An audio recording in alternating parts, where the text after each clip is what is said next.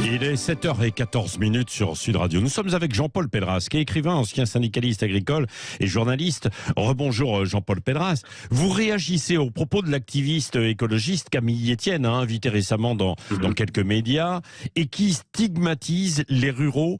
Qu'est-ce qui vous a ennuyé dans ces propos ? Écoutez, les écologistes, qui savent forcément ce qui est bien pour nous, alors qu'ils ne savent pas toujours ce qui est bien pour eux.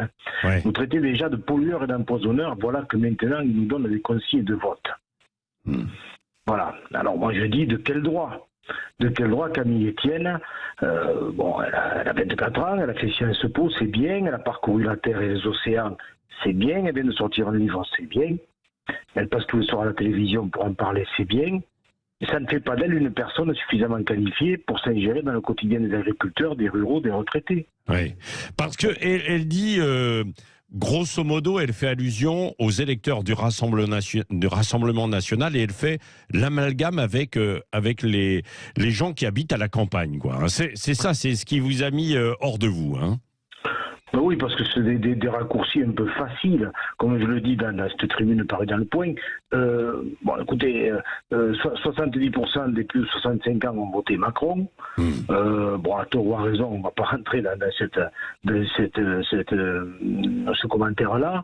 Mais et puis avant le premier tour, 30% des agriculteurs avaient l'intention de voter Macron également, 10% Le Pen. Bon, il faut, je dis bien avant le premier tour, il y avait tous les autres candidats, n'est-ce pas, des gens comme Jean Lassalle qui ont été très publicités dans le milieu rural, etc. Il faut arrêter quand même de stigmatiser, de désigner systématiquement, surtout depuis des studios parisiens. Il faut aller dans les campagnes et puis peut-être se renseigner un peu avant de parler. Oui, il y a une déconnexion, alors c'est ça de certains, quoi, qui sont multidiplômés, pourtant. Oui, elle a fait Sciences Po, donc elle devrait donc connaître les chiffres que je viens de citer, et d'autres encore. Vous savez, moi j'ai pas fait Sciences Po, j'ai quitté l'école à 14 ans, donc voilà. Mais je vous dis, ça finalement, j'ai tendance à dire, est-ce que nous nous occupons, nous, du modus vivendi de Camille Etienne ? Est-ce que nous lui disons pour qui voter, comment elle doit s'habiller, ce qu'elle doit manger, avec quoi elle doit se déplacer, par exemple ? Non, on ne le fait pas. Donc elle reste à sa place, et puis qu'elle arrête de s'occuper des affaires des ruraux, des agriculteurs, des retraités, et surtout qu'elle arrête de nous dire comment nous devons vivre et voter, etc. Voilà, on est assez grand quand même. Oui, après, peut-être que sur le fond, elle percute quelques réalités, quoi, et non, ou pas ? Ah ben non, écoutez, vous avez... regardez, écoutez, je vais vous faire une confidence. Aux 2 tours des 2 présidentielles, j'ai voté Jean Lassalle. Ouais. Voilà. Bon, mais très bien, j'ai pas, c'est tout. Et comme moi, il y en a d'autres, et puis les gens font ce qu'ils veulent. Il faut arrêter de stigmatiser systématiquement cette ruralité.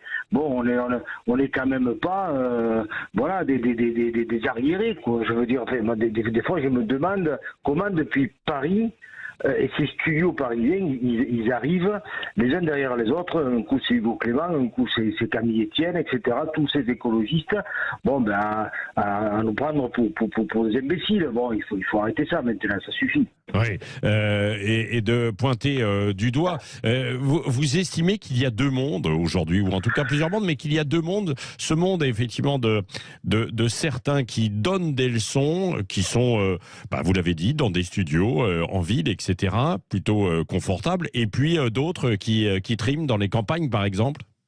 Il faut être confronté à la réalité. J'ai l'habitude de dire et d'écrire que ce sont des gens qui ne connaissent de l'outil, ni l'usage, ni le prix. Oui. Vous voyez, j'avais dit d'ailleurs, je crois sur votre antenne il y a quelques mois, avec c'était Berkop, je crois, j'ai expliqué le cas de mon cousin à Lozère qui était éleveur. Il revenait d'une kermesse et il me dit, mais tous ces gens qui achètent des fourches et des râteaux, s'ils avaient dû s'en servir pendant toute une vie, ils n'auraient certainement pas envie de les accrocher au mur de la salle à manger. Là, tout est dit une fois qu'on a dit ça. On idéalise tout, mais avant d'idéaliser, il faut peut-être être confronté à la réalité, et ils ne le sont pas. Ouais. Merci Jean-Paul Pedras ce matin d'avoir été avec nous, et je ferai réagir sur cette polémique aussi le ministre de l'Agriculture, qui sera mon invité, Marc Fesneau, tout à l'heure à 8h15 sur Sud Radio. 7h-9h, le grand matin Sud Radio.